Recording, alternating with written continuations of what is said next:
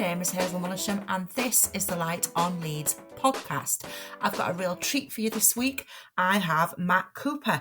Matt's done so many things. He has had a BAFTA nominated script. He is a script consultant and a script doctor. He's written for Eastenders, Emmerdale, Hollyoaks, Family Affairs.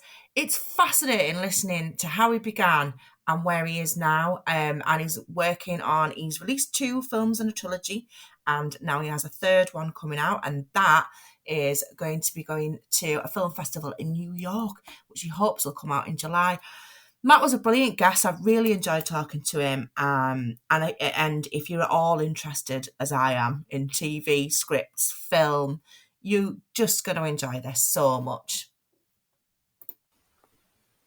On this episode of the Light on Leeds podcast, I have Matt Cooper remotely connected to speak to me. Hello, Matt. Hi, Hazel. You all right?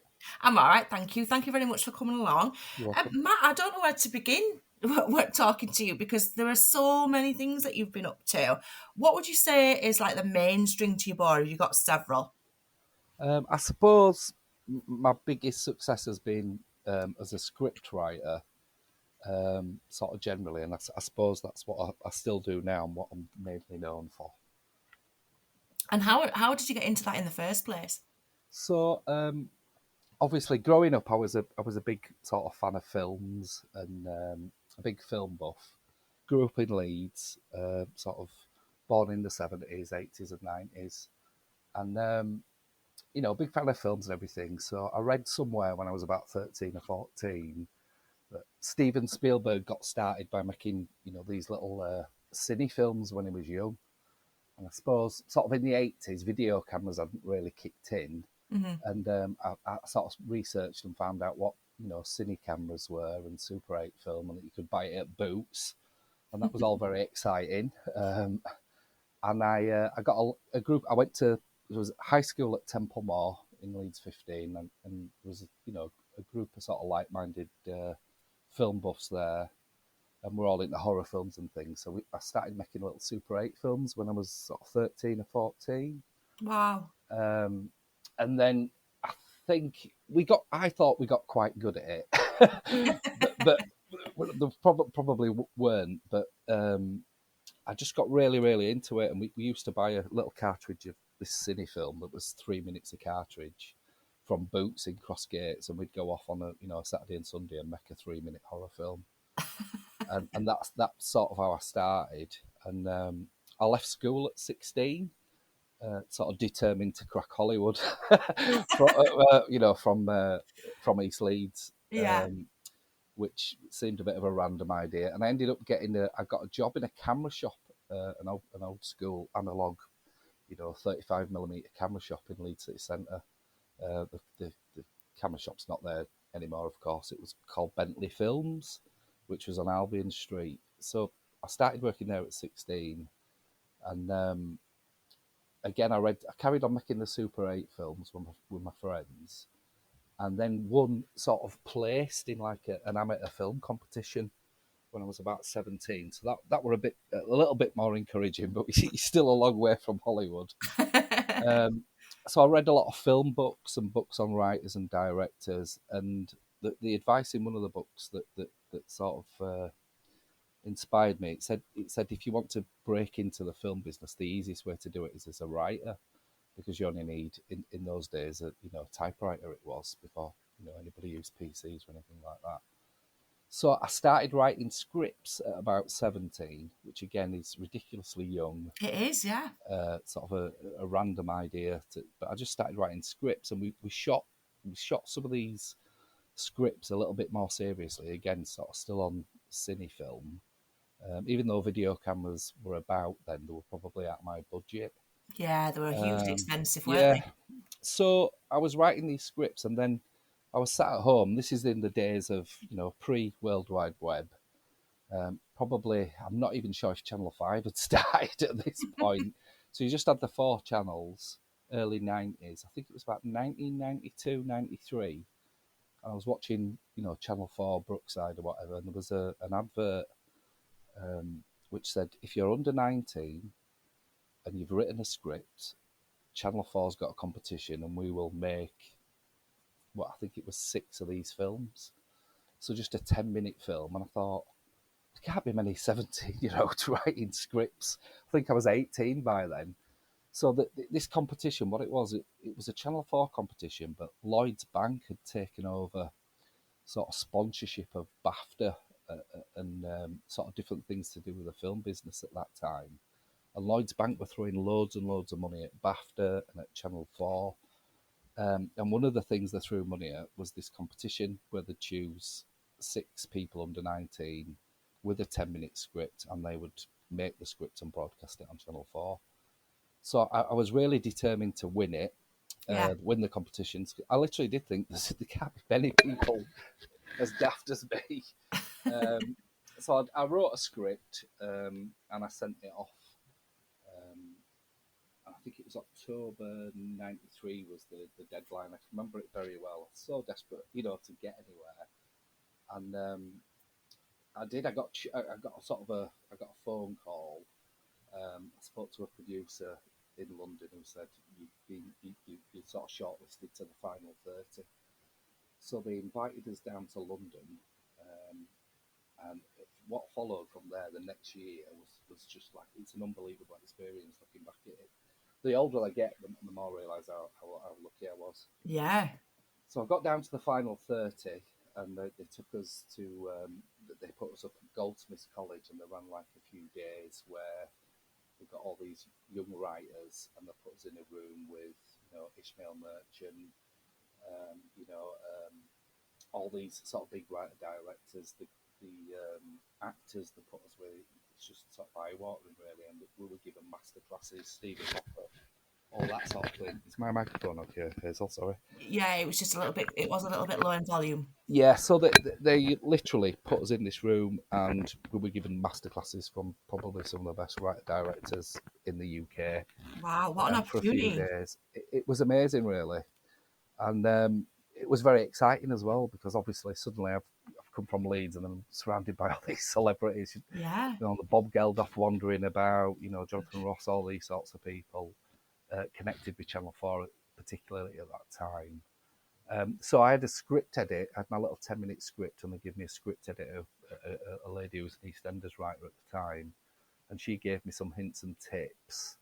And all 30 of us were sent back home to rewrite our scripts and then resubmit them. So I went back home again, even more determined. I mean, I look back at it now, I really worked sort of very hard on the script, it was sort of a moody, sort of teenage angst, sort of Wuthering Heights type thing. It was described as Wow. set on a farm in Yorkshire, about a sort of father and son type relationship. And I sent it back in, and I waited, and then I got another phone call from the producers again. Would you like to come back down to London? You've got to the final 16 now. So I'm like, oh, this is encouraging. So went back down to London. We were put up in a swanky hotel, a few of us. And then the chaperone lady who was looking after me said, do you want to go for breakfast at Planet Hollywood? And I was like, oh, that sounds cool, yeah. So she took me across London. We went into Planet Hollywood, and it was a setup. I walked in, and the other 6 winners walked in at the same time, all separately, and basically half the media was there. Oh. Jonathan Ross, all the Channel 4 News, all this, just because they were throwing so much money at it as well. Must have been a big shock for you at that age to walk Crikey. in and see all those people. I was sort of nearly 19 by this point. I think I was hungover as hell.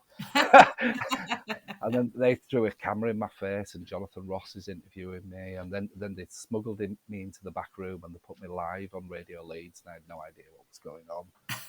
And it was basically, you've won, and getting your pictures taken with all these Ab-Fab type, the actors from Ab-Fab.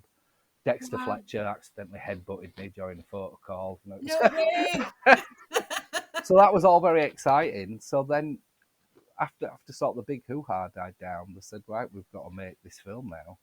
And then separately to the writers, they ran a competition for directors who had to be 21 to 25. So they introduced me to my director, who was a chap called Justin Chadwick, who was an actor, but he was also a director as well. And Justin went on to make The Long Walk to Freedom, The Other Boleyn Girl.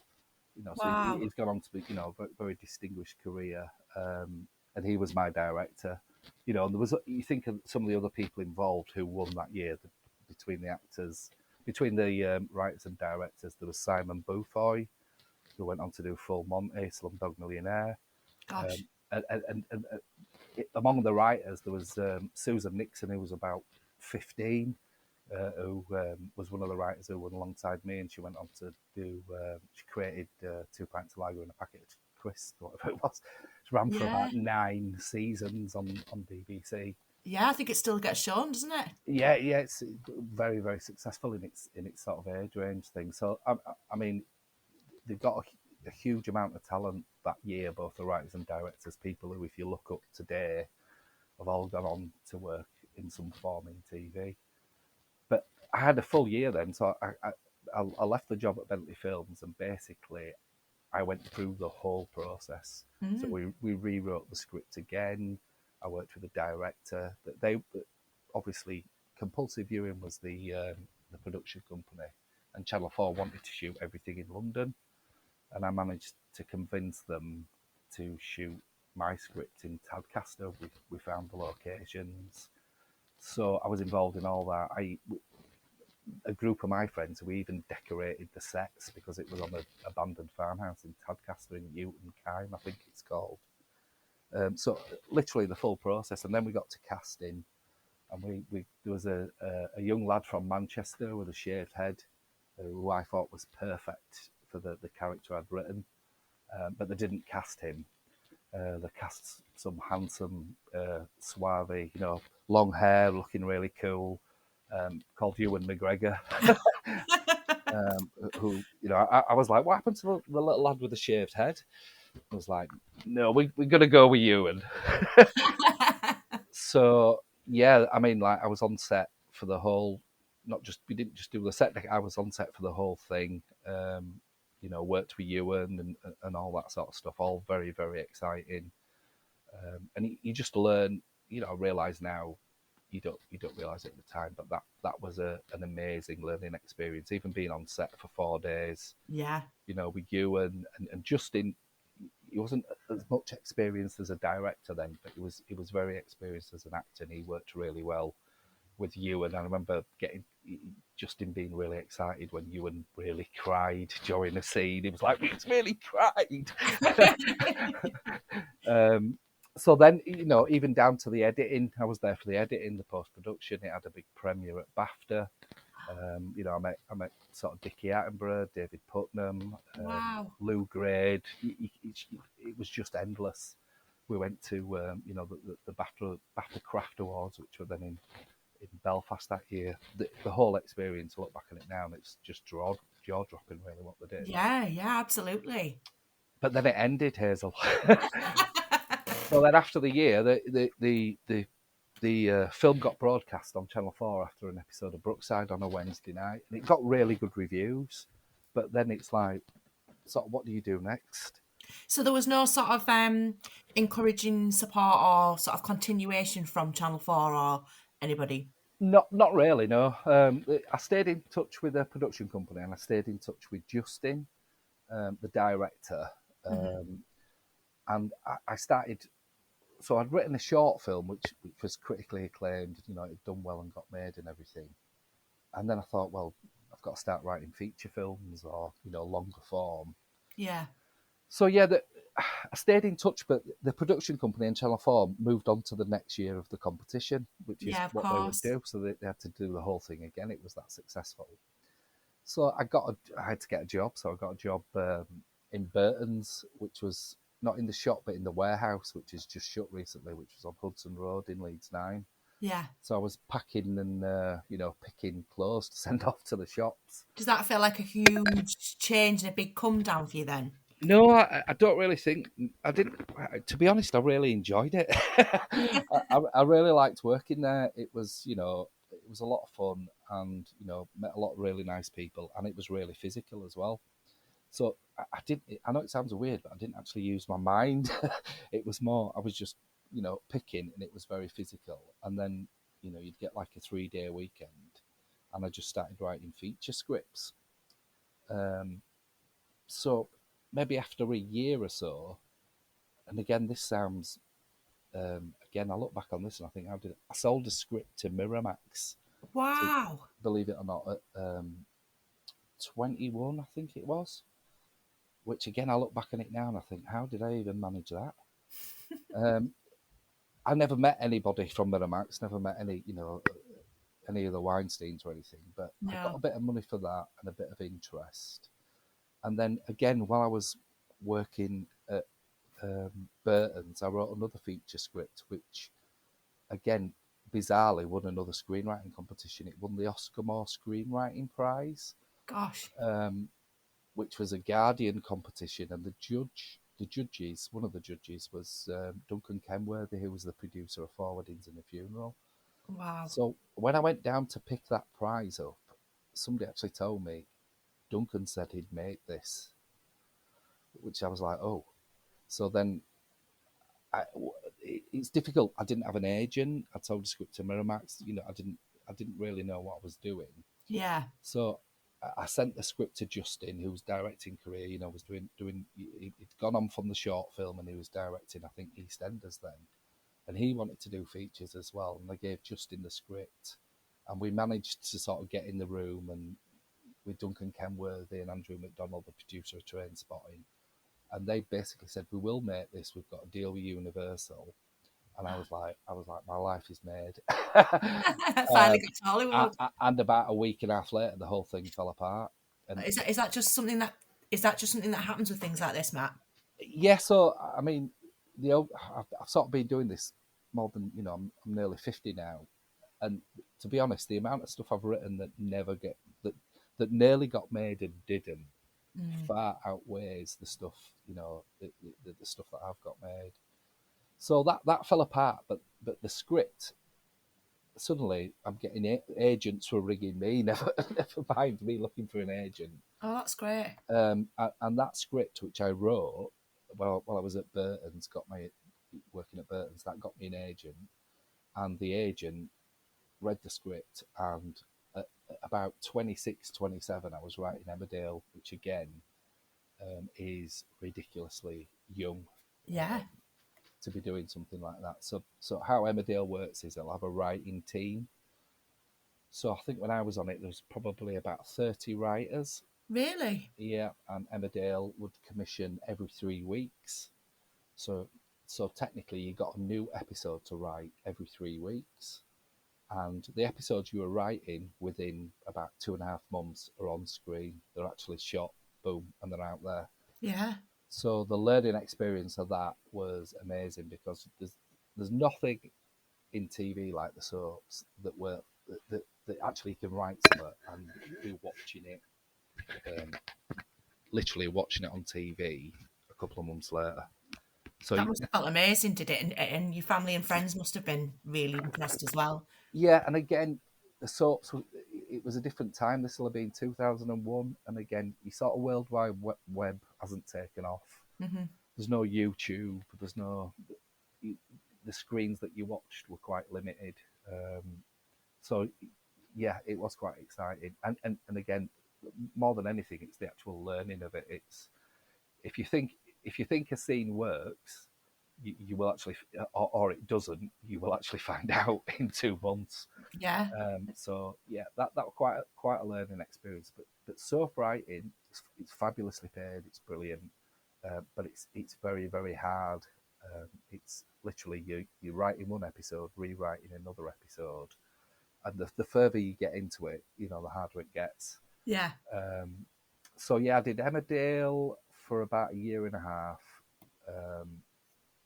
and I really enjoyed it. And I think from there I went to Eastenders, and Wow. EastEnders was a different beast entirely, because EastEnders, at least when I worked on it, it was sort of 9 months behind. So Right. when you're writing an EastEnders script, it's not going to be on screen for 9 months, which is why things like, just technically things like, if it's Bonfire Night, Yeah. you're writing the Bonfire Night script, they actually shoot it in summer, which is All right. why anybody who's watched EastEnders long enough knows Bonfire Night, it always takes place in bright daylight because the crews won't work that late. And, and things like Christmas, again, it doesn't look like Christmas. It's just because of the time difference. So I joined EastEnders, and they're telling me, you're writing a load of stuff for Alfie and Kat. And I'm like, okay, who are Alfie and Kat? And they're like, they're not on screen for another 4 months. With things like that, do you get like does somebody give you kind of like a backstory and how they slot in, and you have to take all of those things into account? That's exactly what they give you. So they'll give you the scripts that are written up to the time. There's a series Bible, and they actually gave me, again, it's such a long time ago, they gave me a load of VHS cassettes of, was it Shane Ritchie? It's Shane Ritchie, isn't it? Yeah, yeah. And I was like, oh, right, okay. So I did a bit of Alfie and Kat stuff and the likes of that. Then the next episode, they said to me, this is Alfie telling Kat he loves her. Oh, iconic. And I'm like, okay. But again, I still haven't actually, seen a lot of them or what the reaction is. How the audience are going to perceive these characters. And EastEnders didn't really know either. I mean, they were huge, weren't they? Huge Yeah. characters. So by the time I'm writing that one, they're just about appearing on screen. And then suddenly we realised, this is we've given Matthew Cooper this huge episode. And I remember doing 14 drafts of it, and it was an absolute nightmare to write. It could be, because the pressure was on. They knew the Alfie Tells Cat He Loves Her episode was going to be massive. Yeah, and because they're such loved characters, you've got to get it exactly right. I imagine you've got to get the feeling and the vibe perfect. Yeah, and by then they kind of knew that then, but it was well after I'd been commissioned with it. So it was terrifically hard work, that. But then when it was on screen, it was really big. Yeah, it's probably the biggest viewing figures I've got for anything ever. I think they were massive. Yeah. And I'm quite pleased with it because EastEnders has a tendency to be a bit miserable, and it was a really funny, bright, heartwarming episode. And there was some, not even just the Alfie and Cat stuff. I had the Truman family in there, and I gave them some really funny stuff to do. And I remember when that was on, like literally, I was getting phone calls. People you hadn't heard of for like 10 years are ringing you up. It was a massive episode, that. So Yeah. So I carried on with that EastEnders for a bit. But what I did is what a lot of writers don't do. Once you get on a soap and things like that, it's such hard work. And to be honest, the pay is so good and things like that you don't tend to write other stuff. Yeah. And what I did while I were on EastEnders and Emmerdale is I carried on trying to get original stuff made. So I was still going through meetings about different things and hoping, soaps were great learning ground. But I was actually hoping I could, get original work on. Mm-hmm. But what also happened about that time is that Big Brother started. Oh, I was such a huge fan at the beginning. Yeah, I was. Everybody was. It was revolutionary. I think it came on 2001, 2002, which was about around the time I was on sort of Emmerdale, EastEnders. But what the effect of Big Brother had is essentially it kick-started reality TV. It totally did, didn't it? When you look back now, it just seemed like such a strange concept. In fact, there was a thing, I don't know if it's still on, but at the Media Museum there was a thing where you could go in and you could choose to watch anything that had ever been broadcast on TV in the Yeah. past. And my son, I think he was born in 98, so we used to watch Big Brother together. Yeah. I like to think it helped him develop empathy, but I'm not sure that that's what it was. But when we went to the Media Museum, that's what he wanted to see. He wanted to see, because he wasn't old enough to remember the whole Nasty Nick thing that went on, but he really wanted to see it, and that's what Huge. he chose, that episode. Yeah, it was huge.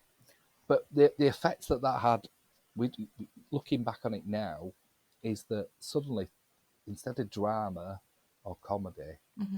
what production companies wanted and what broadcasters wanted was reality TV. Yeah. A different spin on Big Brother. And sort of, as I'm trying to get original stuff made, and it's not just me. I know you spoke to Caleb Ransom, who's a great scriptwriter. He's much higher up the food chain than I am, and he still talks about things that didn't get made, and Yeah. the projects that nearly got made but got missed. And what ended up happening is, you know, if a production company or a broadcaster's looking at a drama that's potentially risky and expensive, or Gogglebox, which is costs almost nothing to make, Yeah.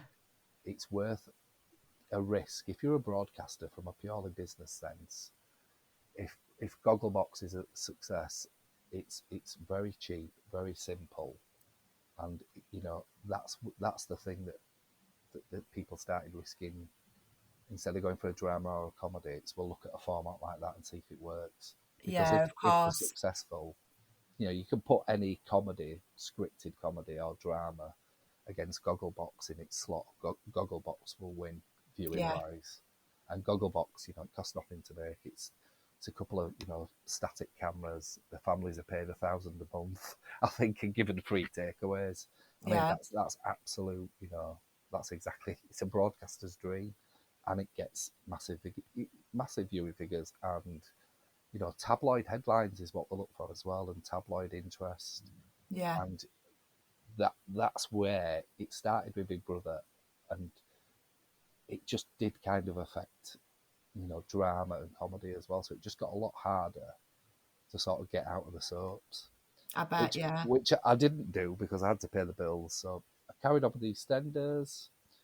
I did Family Affairs, which was the Channel 4 soap. I vaguely remember that.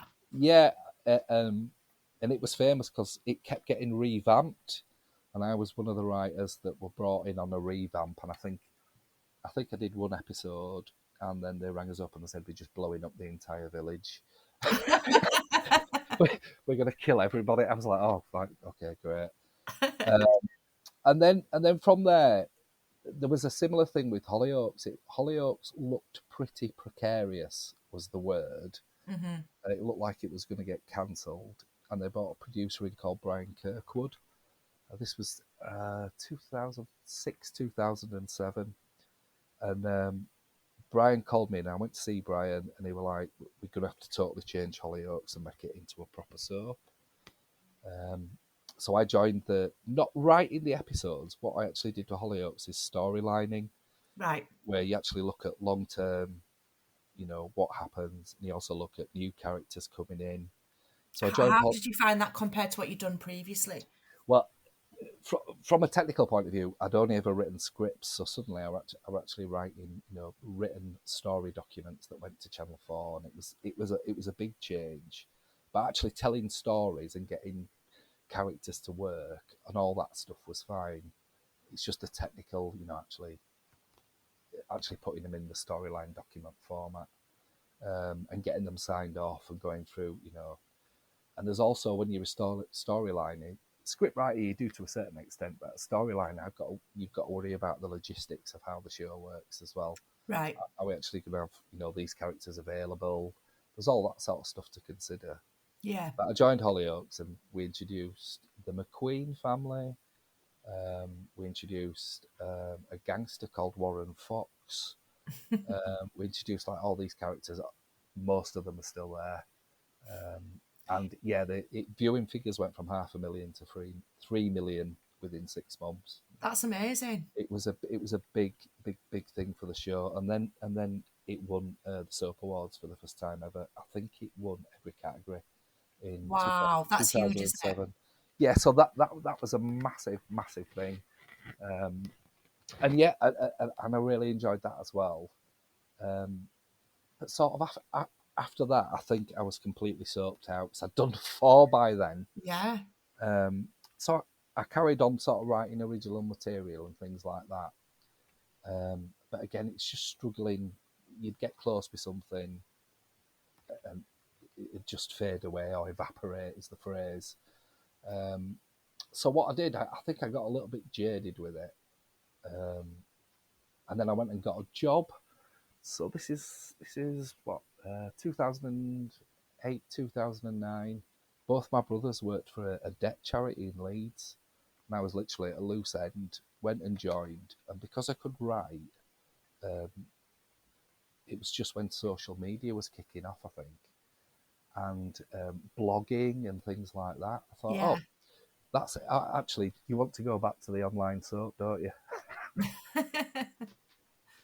What actually happened, if I remember correctly, I finished on Hollyoaks and I was contacted by a guy who produced Dragon's Den. Yeah. I finished there, and this guy, it was again 2006, 2007, and believe it or not, that's when YouTube launched. Oh, is it? It's not even that old. No, that's mad. I So would there have was imagined it was no older. YouTube. There was no YouTube before 2006. That's So crazy. so YouTube started when I was on Hollyoaks, and I got contracted again. A guy called Martin Smith, a really really bright guy, and he'd been the Dragon's Den producer, and he basically said, "This YouTube's going to take over everything. It's going to be the future of broadcasting." I was like, "Okay," and he said kids are going to watch it just on the phones, and again, like honestly, it's not that long ago, but this was like, I don't think this is going to happen. But I I'll was go really with it. I was really enthusiastic about it, and I thought it could work. So he said, we're gonna put together an online soap for YouTube aimed at teenagers. And because I'd worked on Hollyoaks as a storyliner, and because I could write scripts as well, Martin were like, "You're my guy. Let's do this." And we got a director from Yorkshire called Ian Bevitt. And Ian's a fabulous director. He does sort of Emmerdale and Coronation Street. He's brilliant, really experienced. So me, Ian, and Martin storylined this soap for kids, and I wrote the episodes. And Martin went to one of the dragons from Dragon's Den, explained what he wanted to do, and I think the dragon gave Martin the budget in cash from his wallet. So Wow. that's that in the back of a taxi near Soho, apparently. So we came up here. And we cast a load of young people from a West Yorkshire Playhouse acting group, and we cast two lads who were actually best mates in real life. That's Dean Smith and Tom Gibbons, again both from Leeds, and we shot the soap. I was on set the full thing. These lads and the young ladies in it had never acted before in front of a camera with a professional crew. We cut it together, and then Martin said, we looked at it, and I thought it was really good. Ian liked it. Martin said, I can sell this. And then Martin went out, and the series went all over. It went to Simon Fuller, the Spice Girls chappie. It went Yeah. all over LA. Michael Eisner, all these different people. Gosh. And then we got like an offer from MySpace, which we thought was fabulous. Yeah. And then within months, my MySpace collapsed. Oh, no. So in the end, we built a website and we tried to launch it, but we didn't know, enough about websites. We didn't know enough about this sort of social media. We weren't experts in it. It was just starting, and eventually we just ended up putting it on YouTube. But the lads who acted in it, and a couple of the young ladies as well, all ended up sort of having a career. Dean Smith's in Last Tango in Halifax is in the reboot of Open All Hours. Oh, Tom Gibbons has done brilliant as well. He's in Funny Cow. He's in The Archers at the moment, and they're two lads brilliant. from Leeds that we just pulled out of a workshop. That's great, isn't it? Yeah, it's really good. But from there, I'd heard all this stuff about social media and different things, and I did end up working at a debt charity in Leeds. And because I could write, I was suddenly sort of thrown into, you can do our social media, blogging and things like that. And I had a fantastic manager who was teaching me all this new stuff. And I thought, I wonder if I could get jobs as a script writer by just putting up a website and just, I was learning about search engine optimization and things like that. Mm-hmm. So I did put together a sort of script writer website. And then over the following years, I sort of got rid of my agent. I started getting these absolutely random jobs from all over the world. Wow. Literally, sort of, some of the jobs were quite, sort of pretty high profile as well. But I found I was working as a script consultant, and I'd end up rewriting things sort of under the radar. Often, the person I've rewritten doesn't even know I've rewritten them. So that's happened a number of times. So yeah, I thought that was really interesting. So I'm getting this work, and then just recently, sort of just prior to the pandemic, I was coming up to 45. Call it a midlife crisis. I started writing in the first place because I wanted to be a director. So we go right back to the beginning when I was working at Bentley Films Mm. in Leeds, and I read that advice in the book that the easiest way to break in is to write a script. And I thought I really wanted to direct, so I got to 45, and I just decided, right, the technology is good enough now that for a low budget you can actually produce something, um, and make a film for a reasonable budget, and it's completely releasable and things like that. Yeah. So just prior to the pandemic, I got a sort of load of local actors that I know, and we shot a horror film called Markham, on practically a zero budget, over the sort of period of about 6 months. Yeah. We put that together. We've released it online. Um, it's done quite well. It's had a bit of critical acclaim. Um, it was tremendously hard work, but once we'd got it all together and released it, you forget about all that, and then we made another. So as as the pandemic kicked off, I did have screenwriting work still coming in, but obviously pretty much the rest of the film industry was shut down. Yeah, of course. So we did another film. Markham was slightly based on sort of H.P. Lovecraft, Is which that is is that a writer that you've always been interested in? when I was little, I read Shadow over Innsmouth, which completely terrified me, and it's always stayed with me. So yeah, Lovecraft's got sort of hundreds of these little short stories that are all very, very strange and a bit scary. Yeah, they are. He's completely out of copyright as well, so that helps. So yeah, we shot Markham first, and then literally Lovecraft's most famous story is At the Mountains of Madness, which, from a film point of view, the closest film to it is John Carpenter's The Thing. That's Okay. what everybody said. Of course, The Thing's like probably the best horror film ever made in a lot of people's opinions. And Lovecraft fans are absolutely desperate to see a film version of Yeah. At the Mountains of Madness. And different people have tried it, and none have ever been green lighted. And then during the pandemic, sort of me and sort of 3 or 4 other actors, we literally tackled it. So I wrote a screenplay that was shootable during the pandemic, sort of under COVID restrictions. The budget was a couple of thousand pounds, literally. That was it. Um, it was all done, very, very lo-fi, but we did manage to get a feature film version of The Mountains of Madness done. No, I didn't think it was a massive coup to do it, but what I found is we're just selling these films online through Vimeo Yeah. or through my website, and the reaction in the Lovecraft community. So it's got loads of what it's like these days. You've got Lovecraft Facebook groups and Yeah, Reddit of course. threads and all this stuff, and I didn't realise it would be such a big thing. So literally, we've sold it online. It's gone all over the world, and I'm getting sort of emails from people saying, we think we think, especially with your budget and that you shot it during COVID, we think it's actually a really good version of the story. Oh, that must feel great.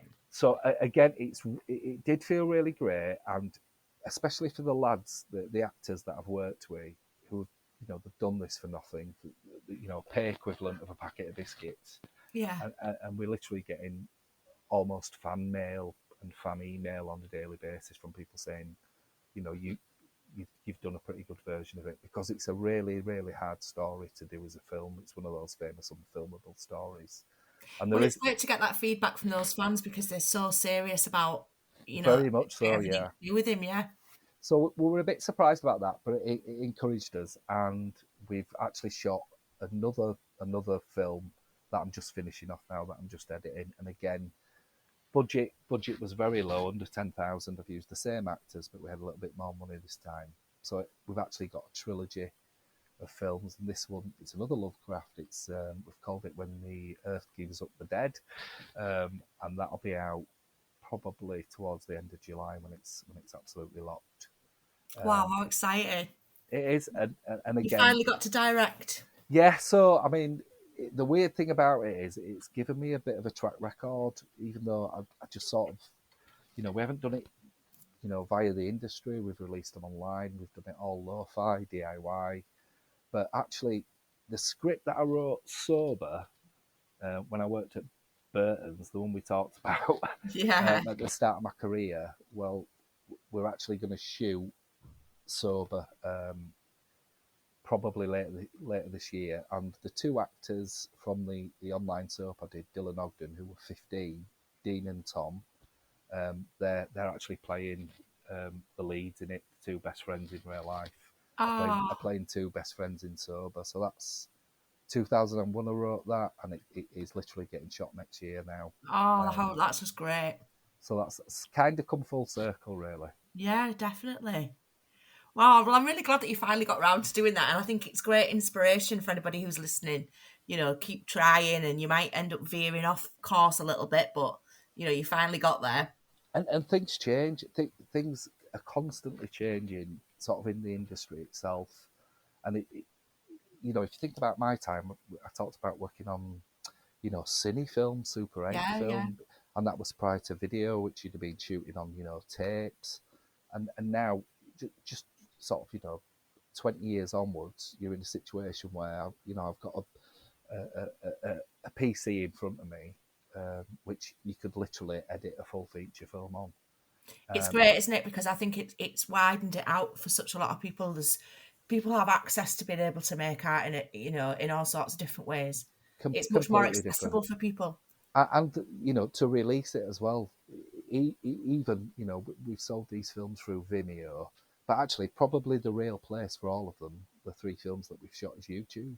Yeah, And YouTube is the biggest distribution network that that anybody's ever had, and none of that stuff was in place 20 years ago. So while TV and film have changed, and the opportunities for writers might be slightly less in that format, to use the internet and use YouTube and podcasts like what we're doing now, yeah.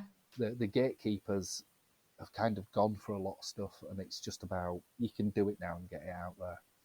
Yeah, I think that is great, and also it's just the fact that it's great that we can all make things, but also for audiences, there's just such a wide range of things that you can access that you couldn't in the past. I think that the internet in general has done that for people, hasn't it? You can have a 100%, niche, yeah. and podcasts as well. You can have the most niche interest, and you will find a podcast about that. Yeah, and literally, it's none of this stuff were there, and it is the niche interest. I watch YouTube channels on Super 8 cine filmmaking, which I'd have loved when I was 16, but it didn't Yeah. exist. There's just the opportunities are different, but it's easier to do in some ways as well, and a lot better, I think, at least anyway. Yeah, definitely. I think there'll be a lot of people who, will be listening to this podcast and hopefully take inspiration from everything. I hope so. So, Matt, you mentioned that you've lived in Leeds. Did you say you lived in Leeds all of your life? Yeah. So I was born in Seacroft, lived in East End Park till I was about 11, and then we moved to Pendersfield and then Barwick in Elmet. So from about 12, I lived in Barwick in Elmet, which is a little village sort of up there, 64. Yeah. It's got the biggest maypole in the country, which they've just taken down and re-raised the past weekend. I went to school at Victoria Primary, Victoria Middle School, Templemore High School, and I went briefly to Boston Spa High School as well. So that means that you are 100% qualified to answer the three questions I'll that try I my asked. best. The first one being, what would you say is great about the city of Leeds? Well, it's got a fantastic football club. I have to say that to start with. Yeah. It's just there's a lot of opportunities here, even more so, I'd say, from when I was young as well. When I was starting out as a writer, they were like, "Oh, you need to move to London." Well, I didn't move, need to move to London, and I ended up, writing on every channel basically. And now London's come up here because Channel 4's here and all that sort of Exactly, stuff. yeah. But there's also, we're talking about digital. I worked for the charity doing social media and search engine optimization. the talent in digital coming out of the universities in Leeds and staying in Leeds Yeah. is brilliant. And Leeds, it's better than Manchester, it's better than London for this. The online world, we really know what we're doing. Yeah, that's a great answer. And if somebody twisted your arm and you had to choose something about the city that you think is not so great, what would you go for? We need a better transport system. I'm sure everybody says this. Yes, exactly. I would say The probably 99% of people say that. yeah, the roads, you know, for the last 2 years, most of Leeds, including the city centre, has been dug up. But Yeah, it's one of those things. They're trying to improve it. yeah, Tom Royden's on it. He's going to sort it out. We should all just get on bikes, but yeah, probably be better with some sort of tram or guided bus system to get people in and out. yeah, definitely. And if somebody was a resident of Leeds for a long time, would you be able to tell them of something that you consider to be a hidden gem that they might never have heard of? The St Aidan's Nature Reserve in Swillington. I don't know if anybody said that before. I can't remember if they have, but it is a great one. Yeah, and I mean, it's got a fantastic story behind it. It was a mine that got flooded by the River Aire. The River Aire actually ran into it for 3.5 days. It Oh went, wow, I didn't know that. yeah, so further on from Swillington, the river ran dry and it filled the whole, it's a mine, it was a mistake, it filled the whole mine up. Again, I think that was around 2000. So once a mine's full of river water, they couldn't use it again. It's become probably one of the best nature reserves in Yorkshire. Yeah, it's absolutely beautiful. And what I really love about it is I don't know what it is, but there's a giant piece of machinery still left there, and it looks so It's incongruous. odd job. It's It's odd job. fantastic, isn't it? Because it's just I don't know. It's just with it Well, being such a beautiful place, it I just don't, I don't want to spoil it for everybody. Sorry to interrupt you, Hazel. But there's a really interesting story behind that, and if you ask them, they will tell you. It was built in America. oh really? Yep. Yeah. It's Oh very very interesting story. But yeah, you're right. It's a cracking sort of imagery as well. It gets some great pictures. It's very imposing. Is that piece of equipment? it really is. Yeah, yeah. There's something like it sort of makes you feel like it's something out of like a futuristic film where the Yeah, droids take over. it is. Yeah. Yeah. So that's odd job. If you ask somebody there, they'll tell you about it. I will look that up. Odd job. Making a note. And Matt, I always ask guests if they have a song that they'd like to feature. Can you tell me what you've chosen to feature and why? Yeah, so this is a song from Audio Republic. Audio Republic are a Leeds band. They were quite successful for a bit. They're still going. They've had songs featured in sort of Netflix series and things like that. You'll be able to find them on Facebook. My cousin played bass for them. My brother wrote a couple of songs for them as well. But yeah, they're a good little band. It's kind of a 90s baggy sound. So for people into that sort of stuff, I grew up with that sort of stuff like I did. Yeah, they're good and they're still playing live. Very very popular still. Yeah, well, I'll put lots of links in the podcast notes to your website and the things that you're doing in your films, and also to Audio Republic, so people can go along and see them or buy the tracks. What will you be doing with the rest of your day today, Matt? I'm literally. I've got some editing. I'm just finishing off sort of When the Earth Gives Up the Dead. There's a couple of sequences still to do, special effects stuff, so it's quite fiddly. Yeah. But I'm actually sat in my cellar, and this is where my editing stuff is. So yeah, I'll be editing away, and hopefully the film will be out. I should think July-ish. But there's one thing to say: it has been invited to a horror film festival in New York. Oh, So they amazing. watched the other two low-budget films, and then they've said, when you finish this one, we'll actually show it in this. I think it's Fright Fest New York. So hopefully, we can get over there and watch it with an audience in New York as well. Oh, that would be just fantastic. Thank you so very much for coming along today. It's been Been so interesting hearing about how everything's gone for you.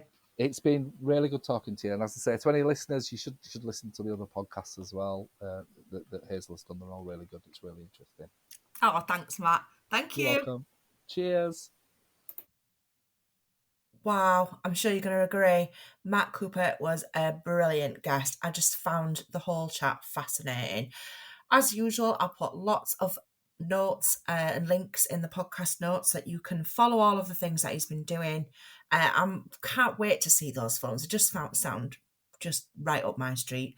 And we wish him the best of luck with the film festival.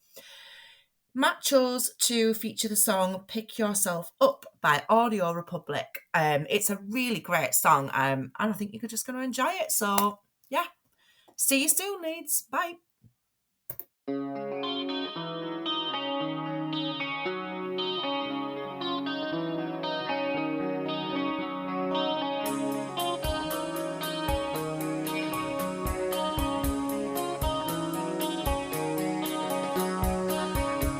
Try to sing me a song today, feeling tired.